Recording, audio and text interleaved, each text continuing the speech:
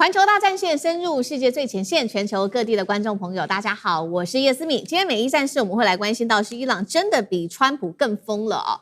最新消息是伊朗呢，他说加州要把它变成伊朗的领土，并且呢战火它会打进到欧洲地区，中东的基地现在是不是守不住了呢？所以美国方面现在最新说要打经济牌，这个计划叫做 D-Day， 等一下来看细节。那另外呢，由于现在这一场中东战事已经造成了美国的内部油价高涨，特别今天也会关心到油价的部分，是柴油价格涨到了一个新高，反噬农民哦，现在很多的农民破产，甚至是物流业也都喊痛。今天就这些议题我们会做深度剖析，先欢迎在场来宾，首先欢迎国际情势专家赖岳谦老师。主持人好，观众朋友大家好。前国安会副秘书长杨永明老师。思敏好，各位朋友好。陆军退役少将厉正杰将军。思敏好，各位观众大家好。好，观众朋友，今天节目开始之前，先帮我们的节目按赞，并且写下思敏我在哪一个城市收看，我会来回复观众朋友们的留言。那今天呢，一样提醒大家，我们在环球大战线会员频道赶快按下加入键，成为我们的战友。美伊战事的部分最新消息，我们要来看到的是呢，川普不是说了吗？现在荷姆兹啊，他把它视为是自己的最新领土，并且他在昨天也释出了一个最新地图，写说这里就是美国的领土。结果没有想到，伊朗立刻反击，这一回呢，伊朗也画一个地图，他说加州也是我们伊朗的领土了。他说呢，原因是因为全美很多的伊朗裔人口最集中的地方就是在加州。另外呢，他也特别强调洛杉矶这边波斯裔的社群特别的庞大，所以呢，接下来他也说了，我们也有一个新的领土，就是在美国这里。除了口头上的喊话，在军事上面也有一个最新的动作持续的升温。伊朗开始警告美国了，他说我接下来的攻击范围不会只限在波湾地区，会延烧到欧洲地区了。他也点明了具体哪一个国家他可能会来做进攻范围，就是美军在欧洲的设施，特别点名到的是2个国家。在欧洲的部分，第一个国家就是保加利亚了。其实保加利亚为什么被伊朗点名呢？因为在今年的7月份，他曾经批准让美军的加油机使用当地的空军基地，这是一个国家。第二个被伊朗点名的国家就是塞浦路斯了。3月份的时候，这个英国的这个军队的基地遭到伊朗的无人机曾经在这边被攻击过。第3个伊朗说要攻击的目标就是荷姆兹海峡，在这个海峡底下的这些通讯电缆都会是他们要攻击的目标。但是呢，伊朗的内部人士也放话说，如果美国真的敢派地面部队的话，他们才会开始做这样的攻击，也就是不设限的把战场往欧洲去做延伸。现在大家也在看啊，对，你喊话喊得很大声，但是你真的有办法打得到欧洲地区吗？答案现在看起来是可以的，原因是因为大家还记得吗？今年其实3、4月份，当时的美伊战争其实刚爆发没有多久，伊朗曾经打一个地方，也就是美军很重要的一个在印度洋上面的一个岛，是他们很重要的一个补给防线。这个地方叫做迪耶戈加西亚岛，是美英的联合基地哦。伊朗当时射出了这个飞弹，打到了2000公里之外。虽然没有被打中，但是大家也看到说，确实它的飞弹是有能力打超过2000公里的。所以现在华尔街邮报也特别披露了美方现在的焦虑哦。五角大厦现在正在考虑的事情是重新评估美军在中东的部署，甚至还有说要完全撤出波湾等等这样的一个计划。因为呢，他也特别提到了，在这边当地的大型基地反复遭到伊朗攻击，而且美军的拦截弹药，我们之前讲了非常多，也已经告急了。所以今天节目一开始先请教赖老师，我们刚刚特别提到的2个国家，包括了保加利亚、塞浦路斯，为什么特别被伊朗给点名呢？还有就是荷姆兹海峡这边的海底电缆，是伊朗它的战略是什么？要把这个战线拉出中东，甚至延伸到欧洲的国家去吗？那这是要对川普来做什么样子的一个警告呢？赖老师怎么看？如果要比疯的话，那个伊朗现在要跟川普说，我们来看谁更疯啊？以疯的程度来讲，川普比不上伊朗，因为伊朗有条件、有筹码，比这个川普还要更疯狂啊！所以大家都在比疯狂，那当然对这个战火就会从中东地区蔓延开来，蔓延到地中海的沿岸的一个地方啊，这个茲事体大，那这个就是看谁更疯狂。我目前的估计来看的话，川普没有办法像伊朗这么疯狂，啊，因为目前川普已经打到没节制了，啊，但是川普的底线也泄露出来，例如说他的防导能力不够，他的这个减少自己杀伤力的精准的制导的远程的导弹 ATACMS 等这些都不够的情形下，对于川普来说，他开始要面临的是他的中期选举要怎么选，伊朗的战事要怎么收拾。他坦白说，川普束手无策，他可用的方法不多了。对于伊朗来讲，他当然是先发制人，他就告诉你说，你如果敢再对我用军事的攻击，因为目前双方都说停火的期限已经到了，但是没有人开火，你没发觉很有趣吗？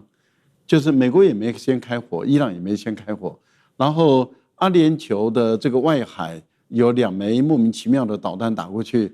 但是伊朗说那不是我打的啊，我认为不是伊朗打的，啊，我觉得是以色列的特工的可能性是很高的，那就是要挑起阿联酋跟伊朗之间的矛盾。可是我们可以确定的一件事情是什么呢？是伊朗有条件比这个川普还要疯。第一个就吃定了你，美国也好，欧洲的国家也好，你不敢对伊朗发动地面攻击。那这个地面攻击对于美国来说，它的风险会升得很高。因为他的军人的死亡率的增加的速度会很快。第二个呢，伊朗已经先做预备措施了，也就是说，杀掉或是抓掉一个美国军人入侵的啊，那就是3万美元。以现在伊朗的通货膨胀来讲，他支付了你是3万美元的话，那你一夜之间就暴富了，就成为小富翁了。女生的话就6万美元，对，那不得了啊，那等于是男女的拼了命。要去杀掉那个美国人，那美国人会被吓破胆了。其实美国人现在还没打，已经被吓破胆了。那请问一下，美国怎么敢对你用地面部队的作战？这第一个。第二个，连飞行员要进入伊朗的领空，他都会有压力啊。不管是直升机的飞行员，或是战机的飞行员，因为他如果被击落跳伞，那他的活命不多啊。那这个会吓破胆了。所以我们看到目前为止。伊朗这样的一个宣布以后，美国到现在不敢开第一枪。可是我们的问题是，那为什么伊朗也不开第一枪？那就是彼此之间想谈嘛。所以这2个国家都想谈。那问题是该怎么谈法？所以都在比疯啊。那疯就是比嘴巴谁最疯。那伊朗的态度就是说，我的嘴巴比你更疯啊！你要怎么对我？我海底电缆跟你切，这一切坦白说还是真的会有危险。因为中东地区的金融，我们也知道它都影响到全球的金融了，也影响到欧洲啊，这个不得了，也影响到美国，那这个才是重磅消息啊！他就说我把你电缆一切了以后呢，你怎么办？你中东海湾国家，所以我觉得阿联酋也是在虚张声势，在没多久，彼此之间就开始瞧了，瞧完了以后就说不再封锁了。好，川普现在的态度就是利用这个阿联酋说我要对你实施金融经济封锁的时候，然后突然间这样宣布，那伊朗的态度就是说，那我会比你们都更疯狂啊！如果你们真的对我的经济或是对我的我的国家构成威胁的话，那我不只是军事手段了。那您刚刚讲的，对欧洲的国家是因为这些国家有给美国使用他们的军事基地，所以对于伊朗来说，我合理正当性，因为你们帮忙美国来打我，而且使用这个军事基地，我就有资格有条件来去打你们。那另外一个问题就在于他打得到打不到？打得到嘛？那打得到的话，那就是变成是这些国家会被卷入这个战争。可是这些国家卷入战争就会启动2个基本的机制。第一个就是如果这2个国家被打，那北约要不要启动？对。这是第一个问题嘛。第二个问题就是欧盟的国家如果被打，欧盟的机制要不要启动？可是问题是现在北约跟欧盟都不愿意淌这个浑水，那这些国家还要不要再继续让美国使用它的军事基地？所以这些国家的压力就在了。所以我觉得伊朗这样的一个做法，事实上是给相关的国家施加更多的压力，也给海湾的国家提出警告，也给美国跟全世界提出一种疯狂的警告，也就是说，我把整个金融电缆切掉，那这个时候影响的就是全世界的问题了。好，所以我们看到这个美伊战火现在已经从中东地区到波湾地区，甚至可能延烧到欧洲地区，甚至是全球的海底电缆哦。那刚刚也特别就军事上，我们请厉将军来帮我们做解读，因为他特别选了这2个国家，包括了保加利亚跟塞浦路斯，它的原因又是什么？它真的能够威胁这到南欧甚至是东南欧吗？厉将军怎么看？这场美伊战争其实我们都看得出来是一场复合型的战争哈。怎么讲是复合型的战争？除了军事上的拼斗之外，另外还有经济上面的问题，还有外交上面的问题，地缘战略上面的问题，当然还有舆论跟心理作战啊。那在舆论跟心理作战，我个人认为说是在这方面确实是伊朗这个胜于美国很多的这种好几步了哈。我们看到他不管在宣传他的海报、他的制作方面哈，都能够唤起全世界各个媒体的注意。那我认为这次伊朗放这种话，要攻击这个欧洲这2个国家，极可能是恫吓的话，也就是心理作战舆论作战。但是这种话放出来有没有效果？当然有效果，不然的话如果没有效果，为什么我们今天要在这里讨论？没错，第一个它有效果，就是我打得到，但是我打不打的问题这是第一个。第二个来讲的话，我光放这种话，你知道。对于这2个国家，他们自己就会有所担心了。他会不会就是说开始就是不让美军这个基地或者是美国的飞机从他领土上空经过他可能对美国就有所限制。那第3个，我认为美军在这种情况之下，他就必须要加强欧洲这些国家他有军事基地的这种防空的这种防御的部署也就是说。他的爱国者3或者是萨德系统是不是要部署到这边去？那我们看出来，他在中东这些国家来讲的话，他的爱国者3或者是萨德已经很明显的这种弹药已经不足了然后甚至于在这个美伊战争期间，他如果说是认为伊朗这个导弹不是攻击他重要的场所，没有对他基地这不会打到他基地来讲的话，他根本就不拦截就放过去，很明显就是他弹药不足。在你弹药不足之下，那如果说现在要增加这边，那你美国要不要派军队或者是派防空导弹在那边？如果说要派军队，是不是造成你自己国内更加这个在波斯湾地区这个你美军的基地更加的空虚所以我觉得这场仗打到现在很明显看出来，美军在这方面这个很明显的力有未逮了这个毕竟来讲的话，伊朗占有主场的优势，在这个地方它占有主场优势，当然不要忽略了伊朗他当初有一个战略目标，就是我打这场仗，我一定有一个战略目标。原来我们以为说是他提的这个战略目标是遥不可及的，不太可能达到，只是放空话。但是我们认为他顶多就是能够击败美国确保他的这种主权，确保他的领土的完整，就已经很了不起了但甚至于了不起，现在前一阵子就是他要控制荷姆斯海峡，但是他现在多一个战略目标。就是将美军赶出波斯湾，对，看起来极可能会实现。因为如果说美军现在已经开始在重新评估要在中东的部署的话，是美军自己评估，在这个地方来讲的话，他的军力没办法保护自己基地的安全，他必须要有所调整，甚至于必须有一些部队必须要撤出基地，这是极可能会发生的事情。好，所以在军事上，我们看到这场美伊战事看起来美军真的是没有什么太多的招数，有点没辙所以甚至有可能要撤出波湾这样子的一个计划，可能都已经在这个规划当中。那另外一方面，所以现在美军的另外一个方法就是只好使用的是终极手段，就是它的经济制裁战了。但是真的能够制伊朗吗？这是有另外一个问题，等一下请教杨老师。因为川普19日这一天，他最新宣布说，发动史上最强的经济攻势，并且把它取名叫做 Economic D-Day。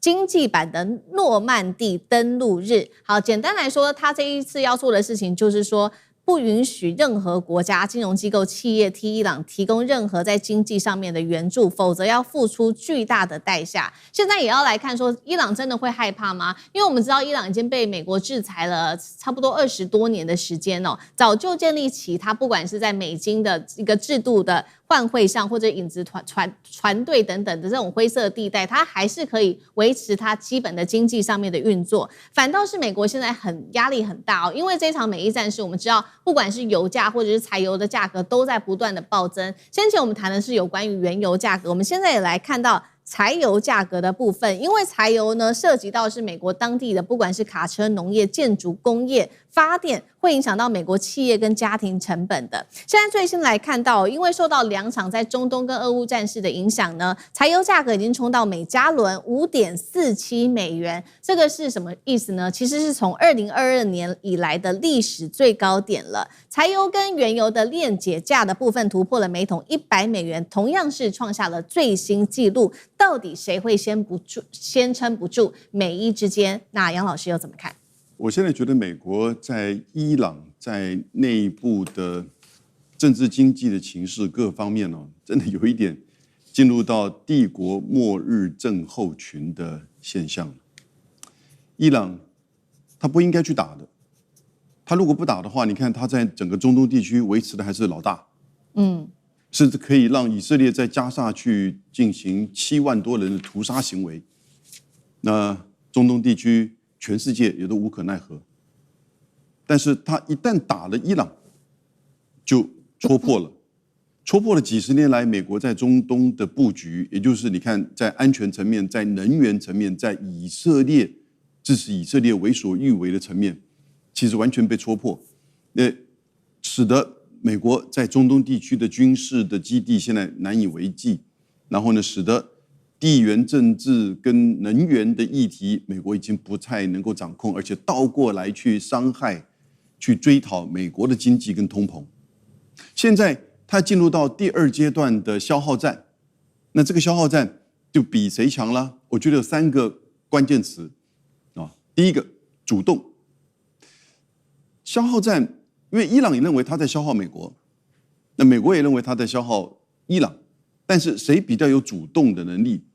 美国只不过是在围，那伊朗有破的能力，有破的能力表示说，伊朗虽然受到美国的压力之下，面临到阿联酋、杜拜的这些问题，使得他的资金啊，或者是对外的这些连结断掉，但是伊朗的经济过去10年来主要是地下经济在维持啊。而地下经济跟各国之间的连结事实上是很密切的。你看它的这个油都是靠影子船队，然后呢，它的能源、它的油，以及它现在还加上有矿产跟稀土，对，使得它立于不败之地，也就是它有主动的优势。你美国怎么去围堵各国？各国为了这个能源，为了矿产，当然一定某种程度愿意跟伊朗连结。所以美国的围堵，我觉得效果有限，而且时间不够长，因为伊朗掌握了主动性。这个主动性来自于地缘，这个主动性来自于它的资源，这个主动性也来自于它现在所一直对外宣称的，它可以主动去攻击，也就是比如说甚至攻击保加利亚、塞尔维亚，甚至攻击这些海湾的国家，那当然攻击美国的基地。那最后一个关键词是什么呢？就是撑。那谁能够撑得比较久？这个其实跟我们下面那一题谈到美国的经济才是真正的关键。伊朗它的这个韧性，我们看到这一次在战争当中展现出来。那当然，它的地下经济在接下来只要没有战争，我想不断的就会有一些持续的这个资金或者是资源进来。因此呢，我个人觉得伊朗会撑得比较。就是能够在时间上撑得比较久，当然这个撑是很辛苦的压力很大的。但是美国这边能够撑下去吗？你过惯了好日子的美国人，能不能够撑得下去？现在美石油已经来到5.76美元1加仑，所以你刚刚提到的卡车司机他们可能真的撑不下去。好，谢谢杨老师。那我们休息一下，马上回来。观众朋友们，我们要开会员频道啦！因应呢美中、中东还有印太的乱局，你看到的是新闻，我们看到的是背后谁在操控这个世界。加入会员可以取得独家视角的通行证，你将优先取得更深的观点判读，包括了核心真相分析、历史脉络拆解、局势推演逻辑。同时解锁会员勋章、优先互动权、问题解析、幕后花絮，支持我们制作高品质的影片。点击下方的加入键，一起成为战友吧！我们会员频道见。